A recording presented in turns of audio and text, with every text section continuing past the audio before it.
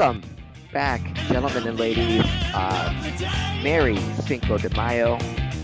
I am here in my celebrating this day, the 5th day of May, Revenge of the 5th, wearing my official wrestling mask that I got at the old ECW arena, and right next to it, an official Tiger mask. Basically a speedos flag, the Puerto Rican flag here. Does it still smell like 2300? Like piss and drugs? Yeah. No. No? Oh, all right. No. Thankfully, it's been defumigated. But yeah, this is from the El Medico Like mask. piss and Yeah. So and Eddie Graham paid the bet, which was $1. You bet $1? Yep. Jesus. But now I'm looking at Steve Kern, man. That guy could have been the WWF Heavyweight Champion. Yeah, we got Bob Backlund, and then years later, he jobbed in 8 seconds to Kevin Nash. I'm sorry, Diesel. And I honestly couldn't. Yeah, and I honestly couldn't see if the roles were reversed. Dan, I honestly couldn't see Bob Backlund and Stan Lane as the Fabulous Ones. No. Couldn't see Bob in a speedo. No, everything everything happens for a reason. And you saying that, I guess, happened for a reason. And they asked me, to talk about Randy Savage. But, yeah, so a whole lot of talking heads and less, to do with. I would recommend the Brian Pillman one, if only because of the footage, the early Stampede footage of when he started in Canada with young Owen Hart. And I'm gonna watch the narrated by. I'm gonna watch the Dark Side stuff. I'm not watching the Nick Gage one. Definitely. No.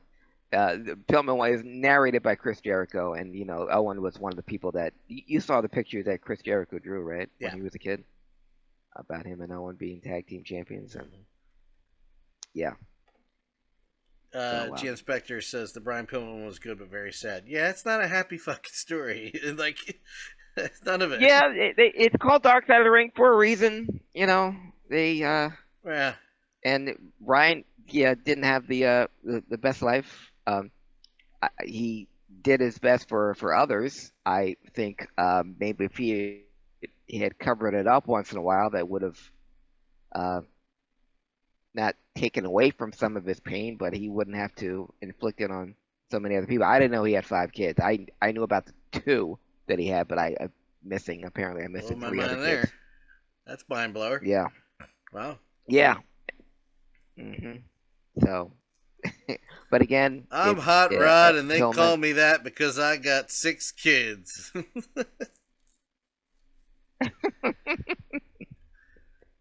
That's one of my favorite. Go ahead. There's a delay. Go ahead.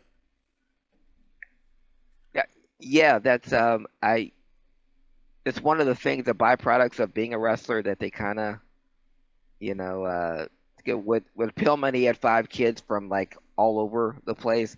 I mean, with Piper, at least, he was with the same woman.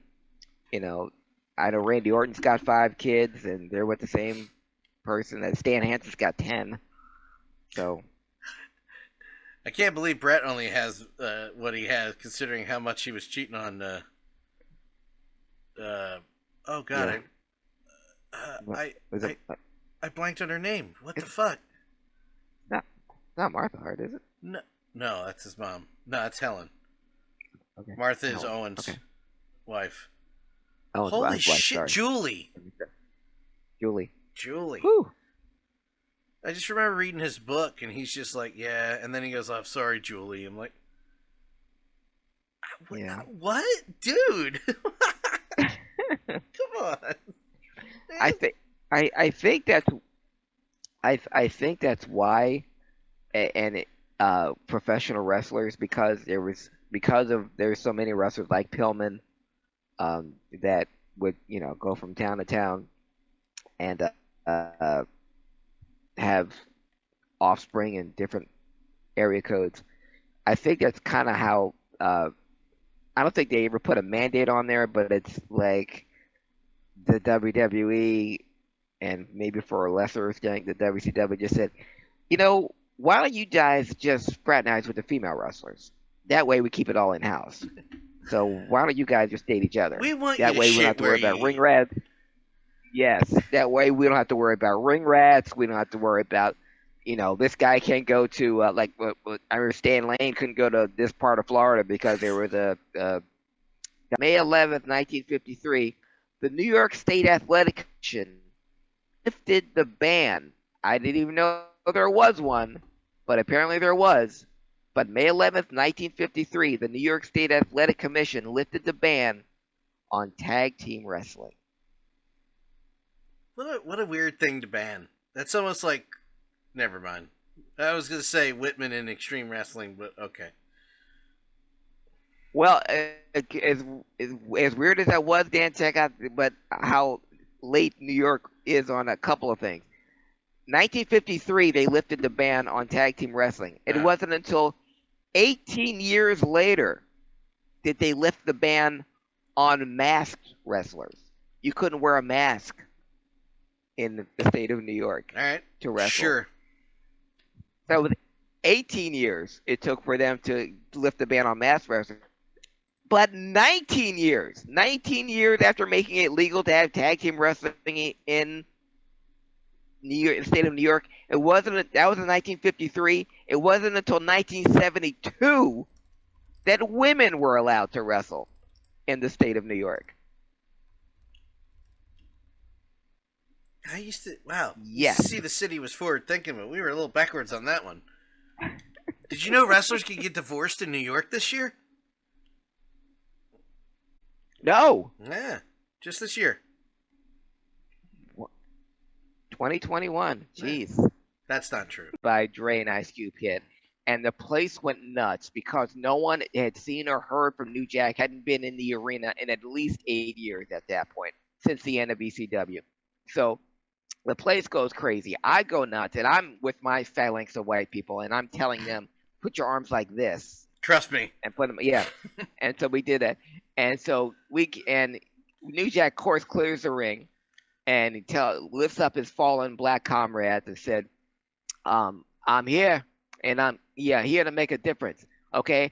And I'm doing it in front of all these white people over here, and all these white people out here, all these white. Wait a minute, are there any N-words here?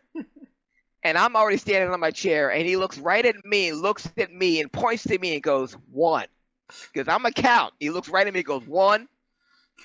And then he stops because he couldn't find it. Herb's best friend, Sunny Beach, defeated the team of Bob Orton Jr. and the aforementioned Cactus Jack. The fact that he got Cactus to that show. Well, I think what sold him, Dan, was when Herb Abrams confronted Jack the day before the pay-per-view. I got something really wild, Jack. It's going to blow your mind. Oh, yeah, the shoes. Yes. The alligator I would have knocked him out in the ring. The alligator boots. You brought me here for shoes. And the main event. The things that now that everyone's, 70% of the world's vaccinated and we can start going out without masks and public stuff. The Foo Fighters sold out Madison Square Garden in minutes. All advanced ticket sales for Black Widow in theaters are gone, but WWE is. And there's probably more people in the Terror Dome than they'll see at a live event now. Well, let me ask you a question. Yeah. All the months that we're watching at the Thunderdome. Uh-huh. Is there anything you buy a ticket for? No. Absolutely You've just solved the issue. Well, here's my thing. I'm a rational thinking Knicks fan, so I knew we didn't have much chance to win or compete for a championship. I was just happy I could enjoy playoff basketball for the first time in forever.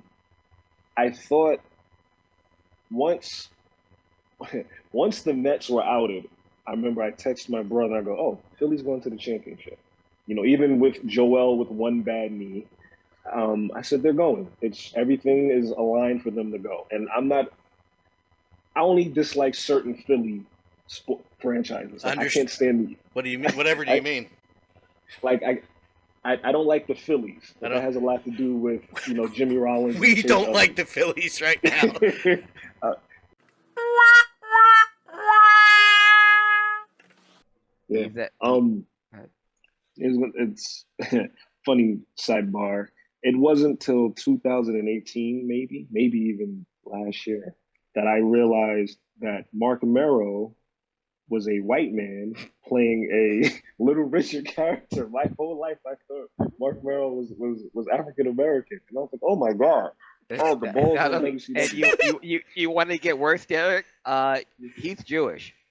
Oh, see, the balls on WCW in the mid '90s. Hey, is that hilarious. blackface? It No. was. He's tan. He's a dark. tan. He's a dark Yeah. skin.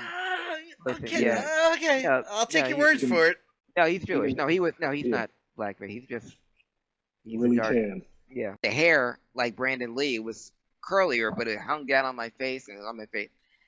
And I walked 8 blocks to my Halloween party, and every Sting! single person Sting! exactly Sting! called me Sting.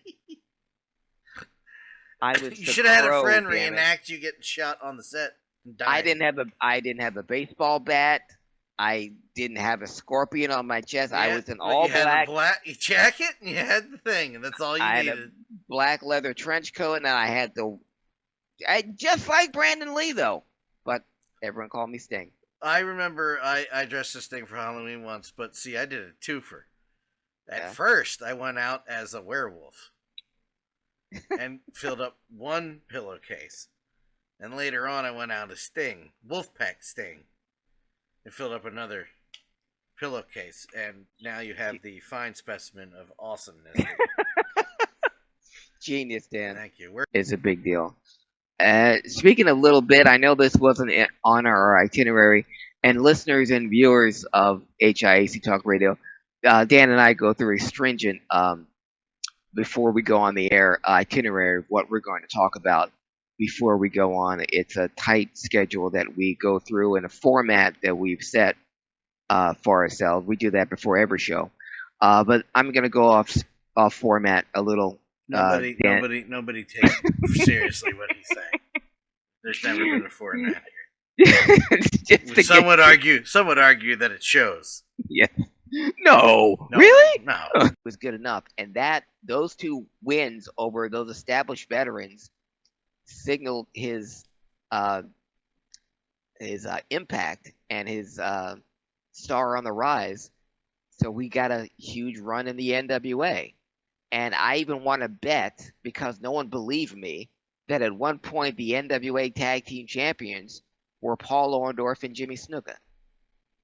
Why would anybody bet against you on that one? Because they're so indoctrinated with the WWF crap that they don't remember. They say, these guys wrestled before they got to the WWF. They actually had, they didn't wrestle, like, all of a sudden appear and wrestle to the WWF, boys. Yeah. But I guess the smart fans were up north, the ones in Baltimore and Philly. They're the first ones to cheer the heels. That's true. And and ruin wrestling forever. And ruin wrestling and ruin the careers of the dynamic dudes. And that. Yeah, it's our fault. Have they not wrestled once in the last 4 months? Don't even get Chris started.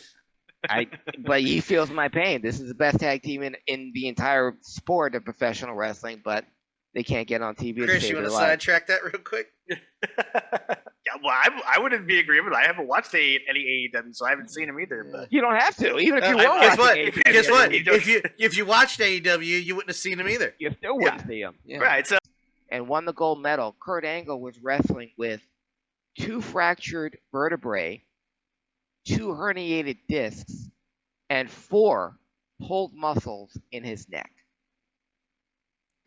And he won a gold medal. For context, folks, I pulled 1 muscle in my neck and thought I needed a neck brace for a month because I was in that much pain.